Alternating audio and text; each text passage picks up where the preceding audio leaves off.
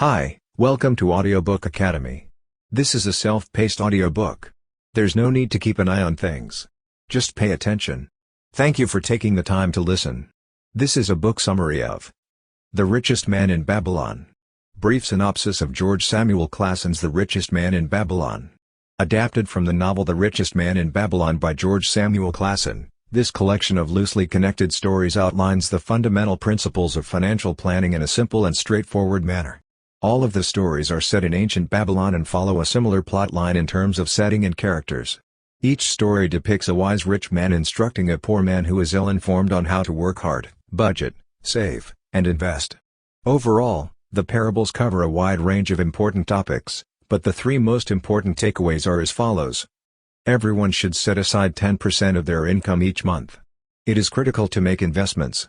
Budgets are an essential tool in the process of financial planning. The first lesson is that everyone should set aside 10% of their income. Is it something you've heard before that you should pay yourself first? The quote is still a surprising piece of advice that has a contemporary ring to it. Even while paying down debt and other bills, it's critical to save money as much as possible. The book recommends that people save at least 10% of their income, which is in line with the recommendations of modern experts. The book emphasizes that saving 10% will have no significant impact on the saver's daily life, but that saving 10% can add up quickly as a sum of money. It is true that it is a little easier to save 10% of one's income these days, thanks to the many conveniences offered by modern banking institutions. You can now set up an automatic deposit of 10% of your earnings into a separate bank account, without ever having to touch the money. Lesson 2. It is critical to make financial investments. While it all starts with saving, your money must be put to work in other ways as well, such as investing. Income is generated through investments, whereas uninvested funds are considered a waste of opportunity. According to Investopedia, your static savings have a tendency to depreciate over time. This depreciation is a result of economic inflation, which is defined as an increase in the prices of goods and services. Overall, the value of a dollar will decrease over time, which means that inflation will erode the value of your savings over time. It's similar to how you'll hear stories about how much a dollar used to buy you, but now you can't even get milk for less than $2.99 these days. Indeed, investments always entail a certain amount of risk in terms of financial loss. Inflation, on the other hand, has been hovering around the 2% mark in the United States. Even a low-risk investment should aim for a return that is greater than 2% annually on average. People with limited savings are more likely to stick to low-risk investments, whereas those with greater savings are more likely to branch out a little bit. The stock market, on the other hand, is much more volatile, but it has the potential to generate greater returns. Third, budgets are an important tool in the process of financial planning. In the course of the book, the use of a budget serves as an important lesson. Budgets can assist people in identifying wasteful spending that can be reduced as well as other opportunities to improve financial management. While I'm sure you're aware of all of this, less than half of the population in the United States adheres to a budget. As a result, even though we all understand the importance of budgeting, we don't do it nearly enough. A simple budget, on the other hand, is not difficult to create. To begin, divide all of your expenses into two categories, wants and needs. Spending on wants is categorized as discretionary spending, whereas spending on needs is classified as fixed expenses. The fixed expenses in your life, such as mortgage payments and insurance, should account for no more than 50% of your income. The remainder can be used to fund your wants and put money aside for emergencies.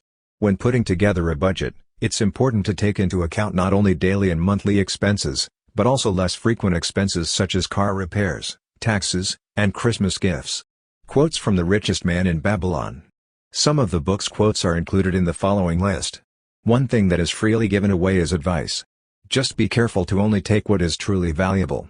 Our actions can never be more intelligent than our thoughts. Asking for wise advice from a good friend is completely free of charge. It was said that learning was of two kinds. The first was the things that we learned and already knew, and the second was the training that taught us how to find out what we didn't know. As for time, all men have plenty of it, says the author. He talked to me earnestly when there were no buyers nearby, trying to impress upon me how valuable my work would be to him in the future. Some men despise it. They turn it into an adversary. It is preferable to treat it as a friend, and to become more like it. Don't be bothered by the fact that it is difficult. It makes no difference if the beams are heavy and the house is far from the well, as long as you are thinking about what a good house you are going to build. Make a promise to me, boy, That if you get a master, you will work as hard for him as you possibly can. If he doesn't appreciate what you're doing, it's not a big deal. Remember that hard work, when done well, is beneficial to the person who does it. It helps him become a better person. It was said that learning was of two kinds. The first was the things that we learned and already knew, and the second was the training that taught us how to find out what we didn't know. Men who take initiative are favored by the goddess of good fortune. My admiration, stranger within our gates, who hesitates to speak the truth. My admiration, stranger within our gates. It doesn't matter that our wallets are as bare as that of a falcon's nest from a year ago. Please don't let this detain us. We've grown tired of being without gold in the midst of a thriving economy. We aspire to be wealthy individuals. Please accompany me to Arcot and inquire as to the best means of generating income for ourselves as well. Action plan based on the book. It is critical to begin thinking about your financial situation. Create a budget to get things started. Determine what percentage of your income is dedicated to costs and what percentage is dedicated to fixed costs, and then figure out how to get that percentage closer to 50%.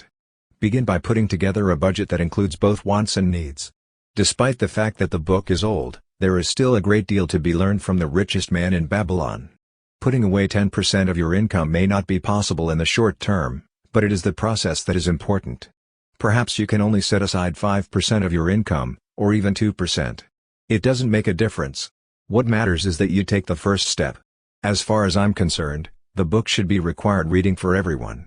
Thank you for listening in Audiobook Academy. Please don't forget to subscribe for more content like this. See you in next audiobook.